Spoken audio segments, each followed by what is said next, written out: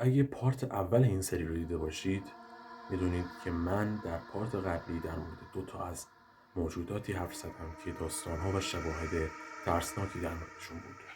اما داستان هنوز تمام نشده. امروز قراره 3 دیگه از اون موجودات ترسناک با داستانهای وحشتناک رو با هم مرور کنیم. یکیشون موجودیه که در دل اینترنت به وجود اومده، اون یکی موجودیه که پشت در خونه ها ظاهر میشه طبق افسانه ها، و موجود آخر هم موجودیه که سالهاست افسانهش در ایالت میشیگان آمریکا پیچیده. اگه تو موجود پارت قبل رو 1 و 2 حساب کنیم، موجود سومی که امروز قراره دربارش حرف بزنیم کسی نیست جز ریک. ریک برخلاف داستانهای باستانی کاملا در درون اینترنت به وجود اومده و یک موجود کریپی پاستا حساب میشه.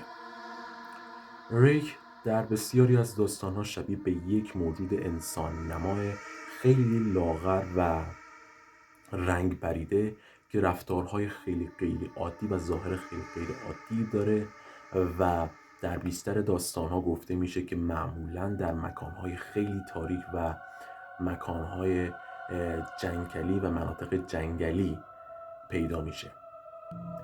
و نکته‌ای که خیلی داستان ریک رو عجیب میکنه اینه که افراد زیادی ادعا کردن که وقتی که در خونه و یا باغشون که در خارج از شهر بودن دیدن که یک موجودی از فاصله دور ایستاده و داره به اونها زول زده و داره اونها نگاه میکنه.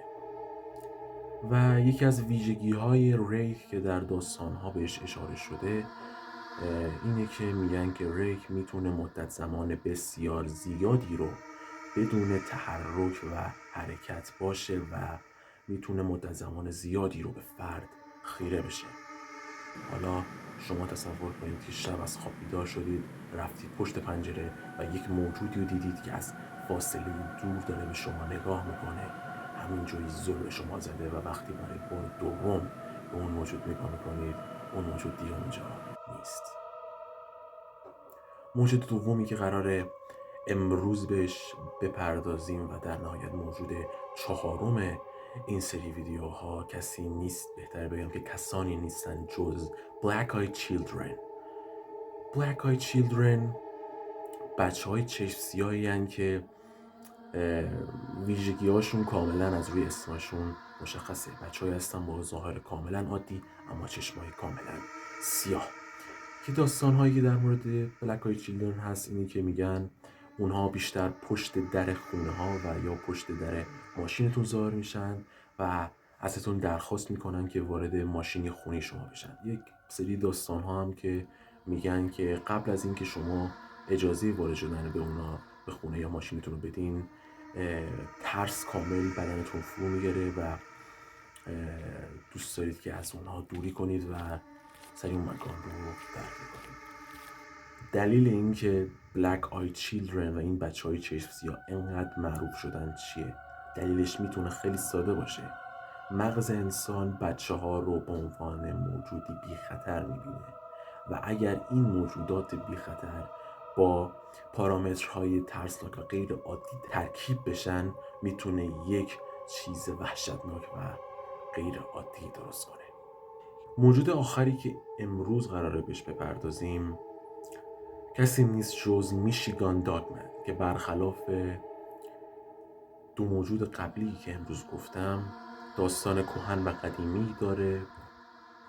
در افسانه ها داگمن بیشتر شبیه به یک سگ و یا گرگ بزرگه که در جنگل ها و مناطق بیابانی ایالت میشیگان پرسه میزنه و اولین روایات مربوط به داگمن در سال 1887 بود که برخیا ادعا کردند که در اطراف جنگل های میشیگان موجودات عجیب به شکل سگی رو دیدن و اون باعث وحشت اونها شده بود و داستان ادامه پیدا کرد و در قرن 20 هم و این ادعاها و این داستانها زیاد شد و باعث شد که میشیگان داگمن معروفیت و مشهوریت بیشتری پیدا کنه و حتی در سال 1980 هم یک آهنگ به برنامه رادیویی به نام میشیگان داگمن در حال پخش بود و اون بر معروفیت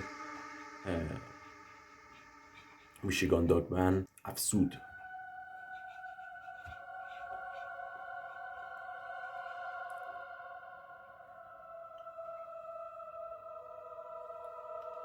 اما میشیگان داگمن هم مثل دو موجود قبلی که در این پارت گفتم هیچ مدرک علمی مستند و قابل تکراری وجود نداره که بگه وجود خارجی داره و توضیح احتمالیش اینه که اون افرادی که اون ادعا را داشتن در شب سگسانانی مثل گرگ و اینا رو دیدن و به دلیل شرایط استرسا و ترسناکی که اونجا بوده یک داستان‌های از خودشون در آوردن و میشیگان داگمن رو ساختن.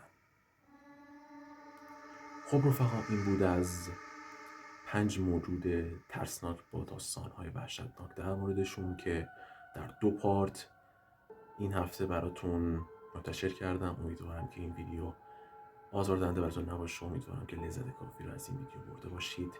دمتون گرم. از این به بعد قراره که هر هفته 2 ویدیو داشته باشیم. خیلی ممنونم. لایک، کامنت، سابسکرایب فراموش نشه. دمتون گرم. عاشقتونم. تا ویدیو بعدی.